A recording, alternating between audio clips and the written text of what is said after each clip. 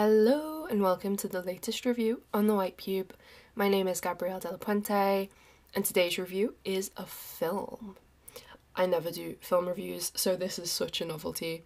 The film is called Old and it was made by M. Night Shyamalan and released in 2021.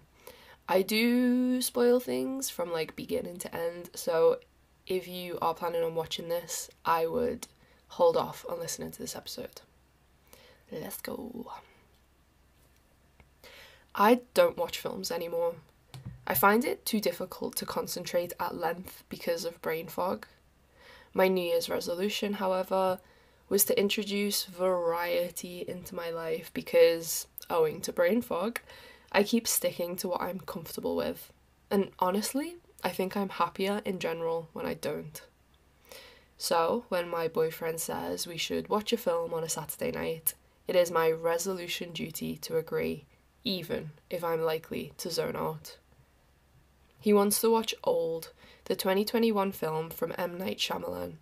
It is based on a Swiss graphic novel called Sandcastle by Pierre Oscar Levy. All I know is that it's about a beach. Might be funny or scary or neither, but not knowing what's to come is important to the variety I can yield from the evening. We sit down with snacks and blankets, the cat stretched out across our legs, and I try my best to concentrate before realising I don't need to try at all. I am horrified. A family arrive at a luxury holiday resort, drinks on arrival, infinity pool, rich-looking guests. The rooms in the restaurant all look out onto a tropical beach view. Jungle and hills in the background. It is perfectly bright and the children, a girl and a boy, are thrilled. Their parents, played by Gael Garcia Bernal and Vicky Krieps, are less at peace in the setting. We learn that they were on course to break up before Vicky's character discovered she had a tumour. The stress has kept them together for now, and this strip is more for the kids than anything. A chance to let themselves enjoy themselves before learning the truth. The little boy makes friends with a kid of the same age whose uncle runs the place. It's a sweet holiday friendship. The hotel kid writes him a letter in a secret language and gives him a key to decode it. Just kid things. All nice, good holiday. Things are going well. At breakfast the next day, the waiter tells the family that there's a hidden beach up the road if they want to have an adventure. Oh, and not to worry, he can arrange a car to take them. They get dropped off with another family who have been let in on the secret. A mum, dad, kid, nan and dog. The hotel staff member who drives leaves them with a huge hamper of food before quickly hurrying off. The beach is situated in a white sand cove and it is a dream location, except for the vibe. There is a famous rapper called Mid-Size Sedan sat there on his own with a constantly bleeding nose looking troubled. The other guests don't know that he came with a girl who swam out into the ocean and never came back. That is, until her body washes up. Shortly after that, the nan that came with the other family dies. Then her dog dies too. The bodies are piling up. Another couple arrive, and when they see the commotion, they decide to turn back for help. Except they can't. When the man starts to walk through the rocks that shelter the beach, he passes out. When the others try to walk the same way, they pass out too. It's no use. The guests are trapped here with multiple dead bodies and they don't have a way to get out. This should be worrying enough, but other things are happening that ramp up the tension. The kids look different for one. The swimming costume and trunks that the little girl and boy are wearing suddenly don't fit. Their voices are changing. Their faces are changing too. The parents are freaking out. The kids who can't see themselves to know what's up can't stop eating from the hamper. The 6-year-old suddenly looks like a high schooler. For us, the actors have changed, so we're feeling the weirdness too. Oh, and that girl that washed up? The group put a towel over her body, but they found that she's already decayed to bones. That should take years. No, none of it makes any sense. I felt so invested in the mystery of it all. Like, I adore that unstable moment in fiction when the characters realise that fiction is happening to them, especially when that revolves around horror. It might be a zombie outbreak or a ghost in the attic, but I love it because the author has to make us believe the characters are wrestling with reality, even though their reality is all made up. It also gives us time to adjust to the change on our side, however ridiculous it is, so that we can commit to the rest of the story. And it is ridiculous in this instance. When they finally crack it, it feels momentous to hear them say the impossible out loud. Time must move differently on the beach if the kids are growing and the dead are rotting in an instant. They run some calculations based on the age the kids seem to have reached since arriving and estimate that an hour is equivalent to 2 years, which means a day would almost reach 50. That is almost certain death for the adults if they don't find a way to escape. I felt a racing panic. The pressure is on. It's no wonder the old woman died as soon as she got here.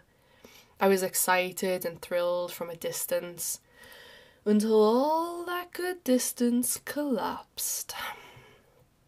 Further details emerge. Stood around discussing their fate, the adults realise that there's somebody in each group who is ill. The rapper has a blood clotting disease, hence the constant nosebleeds as he slips through time. The other family includes a doctor with increasingly obvious Alzheimer's, and his wife has a severe calcium deficiency. The couple that arrived last includes a psychologist with epilepsy. The mom has that tumour the kids don't know about yet. The same tumour that is currently blowing up like a balloon on the side of her body. The dad's vision starts to go, and at the same time, the mum loses hearing in one ear. The man with Alzheimer's is struggling with anger. He finds a knife and attacks. I thought this was going to be like a casual date night, but I was starting to feel more and more self-conscious where I sat. A film about a group of sick people all suffering acutely on the flat plain of a beach with nowhere to hide, rushed through their illnesses by time. I thought about how sick I am now and how much sicker I could get, how difficult it is to be mobile right now, and how age or other conditions could make that challenge much worse. Private feelings at that point, hard to place. I was just feeling like a little guarded. And then something happened that pulled this quiet fear outside of me, and I felt it spill out into a container that took the shape of this review. After her child dies trying to climb the rocks, and her husband runs around with a knife, the woman with calcium deficiency proceeds to lose her mind in a cave. Alone and upset from all of the death, she also cannot deal with the fact her face is changing so quickly. She won't let anybody look at her, so when the kids enter the cave, she sets off in a rage. She starts slamming her arms against the rocks, and because of her condition and the conditions of time, her limbs break and then heal instantly in twisted angles. But she doesn't stop there. She hits them again and again, approaching the kids with an exaggerated, crooked movement until she is lying on the floor, too broken to get back up again, and they are trapped against the wall. She dies there, and it's a lot. And part of me thinks I should watch that scene again to write about it more accurately, but I really don't want to. Everything had just been a slow-paced mystery up until that point, polite even. Suddenly it was like the film felt free, released, and excited to finally cash in on the horror of sickness and disability with explicit force. Illness is scary. We can be born with conditions and we have no choice in the matter. Illness can come to us at any time otherwise, and if we do get sick, there's no promise we'll get better. There might not even be medication for the kind of sick we become, and then what do we do? Suffer, writhe, or die? I get it. Sickness is the stuff of horror, and so it is mined easily by stories in the horror genre to great success. Audiences are scared of difference in others and of being different themselves. As I said, sickness is something that can happen to anyone at any time, so this brand of horror is in reach. There isn't a bodiless ghost to think about. We're already in the bodies that harbour this specific fear. At the end of the film, it is revealed that this beach is the secret testing ground of a pharmaceutical company. The hotel nearby is a trap. Holidaygoers are recruited via adverts in pharmacies, and the casual drinks on arrival are spiked with certain medicines they are testing, tailored to the health conditions of incoming guests. After discovering the power of the beach, the scientists came to see it as an opportunity to test medicines in a day instead of in trials that last years.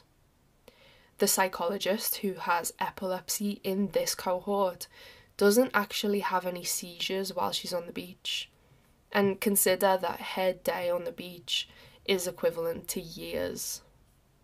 The team celebrate this because it means they have finally created a successful treatment for epilepsy. They call it a cure. They also have a moment of silence for all those who died in Trial 73. 73 groups have been on that beach. But hold that thought for now. The scientists don't know that 2 of the guests made it off the beach, the grown-up versions of the little boy and girl from the original family. They managed to complete a grueling swim under a tunnel of coral after decoding the hotel boy's message from the beginning of the story. It says, "My uncle doesn't like the coral." They whistle blow and the film wraps up with a police helicopter flying over the site while the kids consider their future after becoming adults overnight. This ending doesn't have anybody come out on top. The adult children will be traumatized. The test subjects are dead. The scientists have all been arrested, and the rest of humanity might not even get to benefit from their findings. Everything feels pointless and in between, leaving us with this overarching question that we should leave the cinema or the couch to deliberate. Is this experiment one that involves non-consensual human testing and plenty of casualties on a supernatural beach worth it if it means finding successful treatments or even cures for the rest of humanity so quickly? It would certainly be worth it for Big Pharma, who would profit even more than usual. But would it be worth it for everybody else? I think the film wants to end with its hands in the air, as if it's not taking sides. But the content is too revealing. I think the film says doing this to flimsy sick people is fine, and I will explain my reasoning shortly, but not before I put this in context. Because when I arrived at this exact point in writing my review, I questioned everything.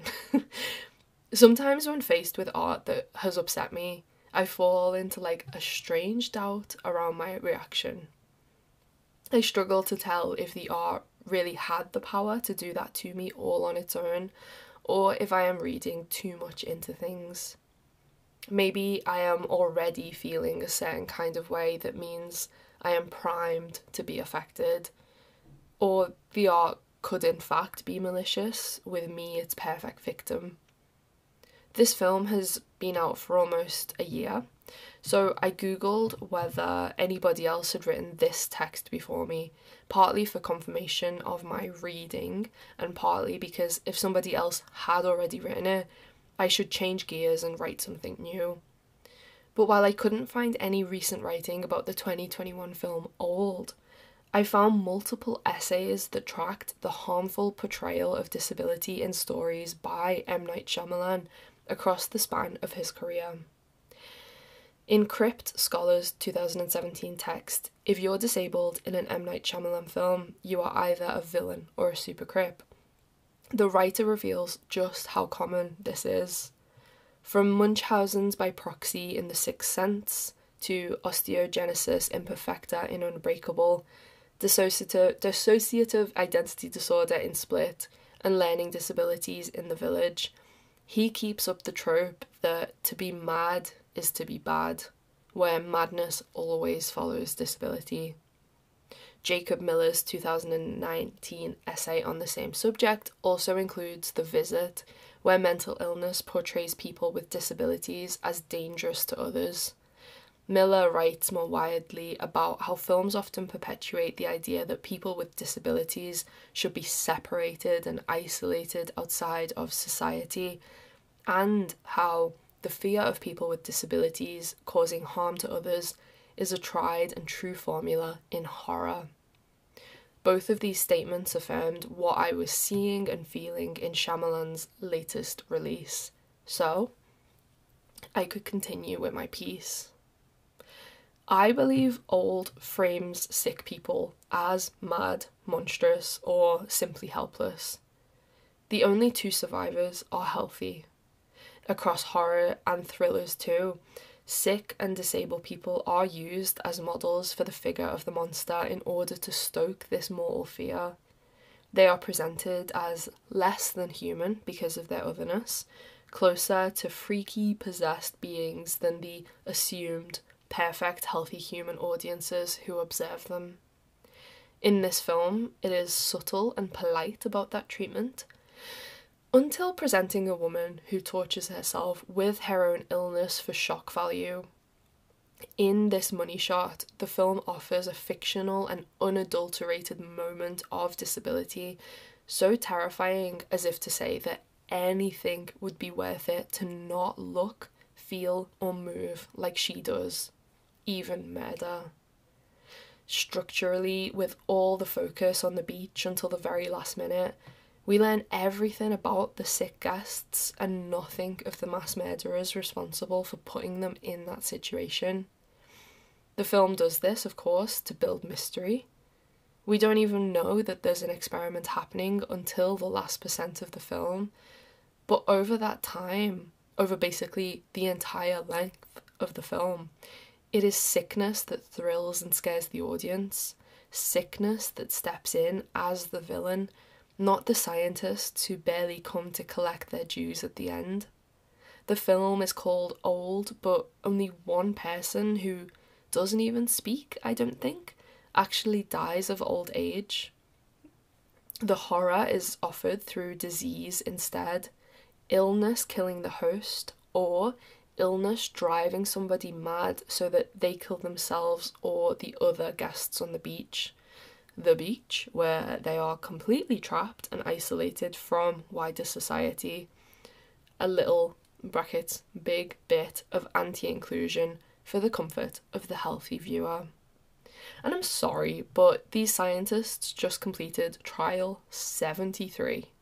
A touch more condemnation would be great. It makes me feel dizzy to think about producing like an entire film around the pros and cons of forced medical experiments. See the Holocaust, Japan's treatment of prisoners in the 1950s, the tainted legacy of Henrietta Lacks in the US. See the UK, where the Ministry of Defence was dispersing diseases through the air to assess the population's vulnerability to biological attacks as recently as 1979, disguising their actions as simple projects around weather and pollution to anybody who cared to ask. None of this is entertaining. It is devoid of entertainment and chilling to rehash the framework in a film set on a picture-perfect beach. Horror reveals what is scary to society, and according to Old, it is getting sick, losing your humanity, and being ostracised because of it. Horror stories such as this one rely on ableism, and I resent it. It's also funny because since getting sick, I feel more human than I've ever done. I never used to think about my body. It was simply an instrument that did its job. The bits inside me, the organs and the in-betweens, were so quiet I couldn't trust that they were even there. But now I am affirmed every day by my symptoms, by the pain in my legs, and the fatigue that weighs me down. I see stars when I stand up. My whole body is hot, but my hands feel like they are resting on ice. My nervous system is no longer theoretical because it is broken, and if I can feel it, it has to be there. Is this mindful? It feels spiritual. I don't want to romanticize chronic illness in any way because it is terrible and long, but I think I feel more human than I used to. I negotiate myself differently, more conscious of who and what I am. It's like I've arrived close to some sort of truth, the core essence of what it means to be alive, watching films on the couch on a Saturday night, going through it. I wonder why stories that feature sickness can't be about the tender, fiddly nuances like that, instead of telling the world we are monsters, so run. Joke's on them, because I can't run to chase anyone. Next time, I just want to watch a film about a haunted house instead, because honestly, the less humans, the better. Ooh, thank you for listening. That was a long one. Yeah, thanks for listening. The written version of this text is on thewhitepube.com if you would like that. And just a lovely shout out and continued love for the people who support us on Patreon, Ko-fi and PayPal.